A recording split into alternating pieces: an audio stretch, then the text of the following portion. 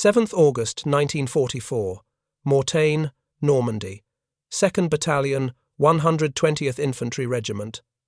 30th Infantry Division under Major General Leland Hobbs holds Hill 314 against XLVII Panzer Corps during Operation Lutic.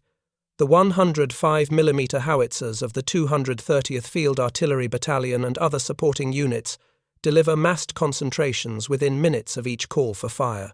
Fog still covers the low ground when the first German Panzergrenadiers appear on the eastern slope. American forward observers on the summit watch columns of trucks, half-tracks and tanks move along the road from Saint-Barthélemy toward Mortain. One observer speaks 6 map digits into the radio handset. Minutes later, the valleys erupt. No single ranging round falls first. No bracket creeps toward the target. Salvos from widely separated battalions arrive in rapid succession. 105mm and 155mm shells fired from positions many kilometers away fall almost together on the same belts of road and hedgerow. Differences in flight time have already been calculated and compensated in fire direction centers behind the lines. In many previous actions, artillery had often begun with scattered harassing fire and adjustment before full barrages. Around Mortain, the first impacts already fall on roads, orchards and hedgerows chosen as approach routes and assembly areas. Batteries do not expose their positions with registration chutes. They fire from surveyed locations using data transmitted over the artillery net. Forward observers shift fire by map squares. One concentration strikes an orchard east of Le Mesnil-Adelais where Panther tanks assemble. Another blocks the road junction south of the town. A third hits an infantry company forming behind tall hedgerows. Each mission is coordinated so that rounds from many guns reach the same targets within a short span regardless of distance. By noon on the 7th, the hill is completely surrounded. All ground supply routes are cut. German infantry reach the lower rocks repeatedly, yet never hold them. Each assault forms in a valley or along a road that disappears under shellfire called from the crest. The defenders on the summit see the same pattern repeat movement-spotted grid given brief silence, then the ground heaves. Evening brings no relief. German pressure continues through the night. American observers work by moonlight and starlight, calling fire on muzzle flashes and engine noise. Reinforcing battalions from division and corps artillery join the missions. Some small areas are struck again and again as German troops try to use the same folds of ground. When medical supplies run low and water becomes critical, the 230th Field Artillery Battalion removes fuses from 105mm shells, packs the casings with plasma bottles, morphine syrettes, and bandages, then fires the special loads toward the tiny perimeter. Some canisters reach the defenders, and wounded men receive treatment that otherwise would never arrive.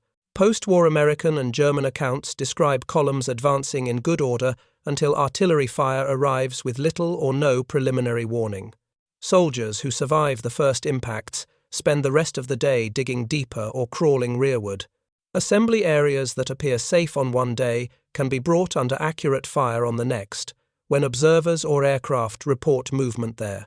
Through 5 days and nights, the hill never falls. The surrounded battalion suffers heavy casualties, yet holds the summit.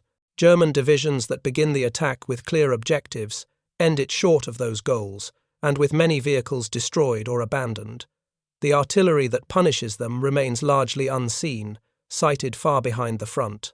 Only the shells arrive often in dense clusters, and often accurate from the very first bursts directed by voices on the radio, speaking in grid squares rather than place names. After 1918, the United States Army begins moving away from the pattern of each battery adjusting its own fire in isolation. At Fort Sill, the Field Artillery School develops battalion firing charts and centralized fire direction. A single fire direction center plots the target on a common chart, and all the howitzers in the battalion receive firing data computed from that one plot. Major General Leslie J. McNair pushes a standard organization for the wartime infantry division. A typical division artillery structure includes 3 battalions equipped with 105mm howitzers and 1 battalion equipped with 155mm howitzers. All 4 battalions answer to one divisional artillery headquarters, units trained to rely heavily on radio, telephone and motor transport. Most towed field guns use rubber-tired carriages and motor vehicles as prime movers. Ammunition moves forward from railheads in large regular truck columns. German artillery retains a strong regimental tradition. Fire direction commonly remains at regimental or battalion level, with many batteries still adjusting fire round by round. Radios are fewer at lower echelons. Telephone lines and dispatch riders carry most orders. A large share of guns still move by horse-drawn limbers. Chronic shortages of ammunition mean that daily allocations in heavy fighting are often tight and must be conserved for critical missions. The American advantage appears clearly in the way fire is requested and delivered. A forward observer sends a target grid and description. The appropriate fire direction center selects which battalions will engage and computes firing data for their batteries. Guns lay on the received numbers and fire without each battery needing to conduct its own local registration. In many engagements, the first rounds land close enough for immediate effect. Time-on-target techniques remove much of the traditional warning. Fire direction centers account for different times of flight, so that batteries at different ranges fire at slightly different moments. Their shells arrive together, or within a very short interval. Targets receive the full concentration almost at once, rather than hearing a series of ranging rounds and gradual adjustment. By the summer of 1944, this system has matured into a coherent machine. Survey parties tie gun positions and observation posts into common grid systems. Meteorological sections provide regular data to correct for wind and air conditions. Liaison pilots fly over the same grid squares that ground observers watch from ridges and church towers. Targets are transmitted as map coordinates over radios and telephone lines. Guns in multiple battalions answer using firing data produced on shared charts. German doctrine continues to place emphasis on dispersion, camouflage, and rapid movement between registered zones. American practice increasingly assumes that any point on the map that can be observed can be brought under fire. In many sectors of the Western Front, the printed grid itself functions as the potential target list. 3 threads bind the battlefield to the distant gun's forward observers, who see fire direction centers that calculate and gun positions fixed on the map with survey precision. Survey parties work nights behind the front. They drive stakes and run traverse lines from known points on French triangulation nets. Each battery location is tied into the common grid with high accuracy. The map becomes truth. A gun captain no longer sights across open ground toward a church steeple. He trusts numbers on a plotting board many kilometers away. Meteorological sections climb church towers or send balloons aloft at regular intervals. They measure temperature, air density, and wind at several heights above the guns. The data travel by radio to fire direction centers. A shell fired in cool morning air flies farther than the same shell through warm afternoon haze. The correction is applied before the first round leaves the tube. In the battalion tent, a small team of officers and enlisted men work over the graphical firing table. The observer transmits 6 map digits and altitude. One man plots the point. Another reads range and sight. A third applies meteorological correction and determines charge and elevation for the guns assigned to the mission. The howitzers lay on the received numbers and fire without local adjustment for every piece.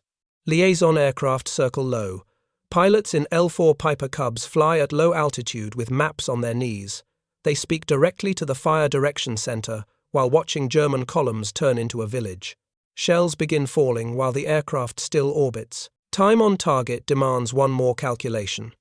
Fire direction centers account for different times of flight, so that batteries at different ranges fire at slightly different moments. Every gun shoots at its own time, so that the shells arrive almost together.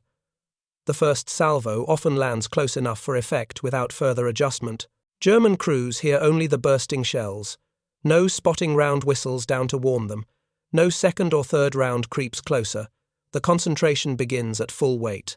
Survivors search the empty sky for the observation post that never reveals itself. Hill 314 rises alone above the Normandy bocage. On the morning of 7th August, the 2nd Battalion, 120th Infantry Regiment, digs in among granite outcrops, while German divisions close the ring. Forward observers share the summit rocks with riflemen. They lie prone for days, maps spread on the ground, binoculars steady on tripods. Every road, orchard and hedgerow below carries a 6-figure grid. When Panther tanks nose out of the village of Le Mesnil-Tauve, the observer gives a calm fire request with map coordinates, target description, ammunition, and a time-on-target mission for supporting guns. Minutes later, a heavy concentration bursts around the column. Steel splinters sweep the road and verges. Survivors scatter into ditches. The observer shifts the aim point along the map by a few hundred meters. Another concentration follows before the smoke clears. Post-war accounts from German soldiers in the Mortain sector describe advancing in confidence until artillery fire falls in great weight without any preliminary spotting rounds. Men recall that the first impacts already seem fully adjusted on their positions. The 230th Field Artillery Battalion, reinforced by other divisional and corps battalions, fires continuously in support of the hill and the wider sector. Individual missions bring the fire of many batteries onto single roads, orchards and hedgerows, where German infantry and tanks try to form for attack. The hill remains surrounded, yet the attackers never secure the crest. Water runs out on 9th August. Medical supplies run low the same day. The 230th removes base fuses from 105mm shells, packs the empty cases with plasma bottles, morphine, sulfur powder, and bandages, and fires the special loads at minimum charge toward the summit. Some canisters land inside the small perimeter and are recovered. Wounded men receive treatment that would otherwise have been impossible under siege. Night offers no safety. Star shells drift above the valleys. Observers watch German infantry form along tree lines and in villages. Fire falls again. Each dawn reveals fresh craters and abandoned equipment. German units that began the attack at full strength end it as reduced battle groups. For the men on the summit and the men in the valleys, the same truth becomes clear. Rifles and tanks matter, but unseen headquarters and distant gun lines now decide which patch of earth will suddenly become a killing ground under American artillery. Autumn 1944 brings regular use of corps artillery in support of single divisions. Several battalions of guns can be placed at the disposal of one sector for key hours in an attack or defense. Fire direction centers at corps level assign whole groups to whichever front burns hottest. In December, on the northern shoulder of the Ardennes offensive, low cloud and snow pin aircraft to the ground for days. When skies clear later in the month, several hundred guns and 4.2-inch mortars are coordinated under a single artillery headquarters. One staff and one set of fire plans harmonize the fires of many battalions along the same map. Variable time fuses enter wide ground use in the same winter. Shells now burst in the air above woods and open fields instead of burying themselves in soft earth. Effect against infantry in foxholes, tree lines, and shallow positions rises sharply. German companies caught without deep overhead cover suffer heavy losses in the first minutes of a full regimental concentration. American industry keeps the pipeline full. Standardized guns, carriages, and vehicles run from factory to front. Prime movers receive enough fuel to sustain frequent moves. Ammunition expenditure in heavy defensive battles reaches levels that German batteries in the same areas cannot match. On many days, German gunners are forced to ration their fire while American crews continue to shoot. Displacement becomes American routine. A battalion can limber up, move to a new area, and re-establish surveyed positions within the same day. Horse-drawn German batteries often need far longer to shift, and under air and artillery pressure, many remain in place until sound-ranging and flash-spotting sections fix their positions for counter-battery fire. The grid square, once mainly a cartographer's convenience, now marks out killing zones. Forward observers, liaison pilots, and specialized observation units feed targets continuously into the artillery network. Fire direction centers work through the night. The method first proven at battalion level has expanded to corps and army scale, turning any observed square on the map into a place where German troops can no longer feel safe. German doctrine before the war teaches that dispersion, camouflage, and reverse slopes create quieter zones between registered targets. Troops are trained to mass quickly strike suddenly and break contact again before hostile artillery can react. That confidence erodes in the Norman summer and finally drains away in the winter forests. American practice steadily reduces the space in which troops can feel safe. Any point on the map that can be seen by an observer or aircraft can be turned into a target. Time-on-target techniques remove the gradual build-up of ranging rounds. For many German units, the first salvo of a concentration is already the full weight of fire. In the Ardennes, low cloud and snow hide the front for days. When the weather clears late in December, liaison aircraft rise at once. Columns crawling along snowy roads, batteries unlimbering in villages, command posts marked by aerials in farmyards, each movement becomes a set of map coordinates. Proximity-fused shells burst in the air above the treetops. German infantry in woods and shallow positions take sudden heavy losses when these airbursts fall among the pines. German batteries attempt to displace when the first missions land. Horse-drawn teams struggle in snow and ice. Vehicles run short of fuel. Some guns are abandoned when they cannot be moved under pressure. Those batteries that reach new positions find Allied spotting aircraft already overhead and sound-ranging and flash-spotting parties working their locations into the fire plans. Fresh concentrations follow them. Ammunition shortages complete the imbalance. German units at the start of the offensive often hold limited stocks per gun and are forced to ration their fire. American battalions across the same front, drawing on a larger industrial base and motorised supply, are able to sustain far higher rates of fire over the same period. German soldiers learn to mistrust open sky and high ground, even in their own rear areas. A field that shelters a battalion at dawn may be cratered by afternoon. Assembly areas, supply dumps and command posts lose the status of safe havens once their grid references are known. The map grid itself has become the target system, and every square within range can be brought under American artillery fire. Spring 1945 ends with American guns standing along the Elbe. In the years that follow, German general staff officers writing for the United States Army and American historians examining the campaigns reach closely related judgments about the artillery war. They emphasize that the decisive advantage lay less in the size of individual shells than in the speed and precision with which they were delivered through centralized computation, dense observation, and ample ammunition supply. The chain of forward observer, fire direction center, and gun line becomes a permanent feature of American doctrine in the early Cold War. Field manuals describe battalion and higher fire direction as standard practice. Time on target moves from being a special technique to a routine method. Survey and meteorological sections are written into the establishment of artillery headquarters as essential supporting elements. NATO artillery procedures adopted in the 1950s and 1960s reflect the same logic. Many member armies organize their battalions around central fire direction, standard firing charts, and common grids.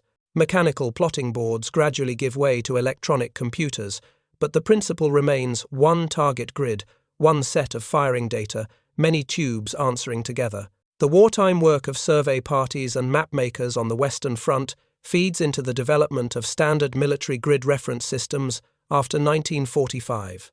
Grid coordinates like those spoken over radios at Mortain evolve into the military grid reference system, printed on maps used from Korea to later Cold War theaters. 6-figure and 8-figure references become a normal way for observers to describe targets to guns. Former Wehrmacht officers who later teach in the Bundeswehr and at NATO schools frequently point to Allied artillery in Normandy and the Ardennes as a warning. They stress that rear areas, gun lines and assembly zones behind the front are no longer safe once opposing observers and aircraft can see and report their locations. From Hill 314 in Normandy to the river lines of central Germany, the same lesson recurs. When observers on the ground and in the air share accurate grids, when fire direction centers can compute solutions for many batteries at once, and when motorized, logistics keep ammunition and gun units moving with the front, then enemy troops cannot rely on any particular grid square staying quiet for long. The invisible system built in the interwar years and proven in 1944 and 1945 turned entire landscapes into potential artillery targets.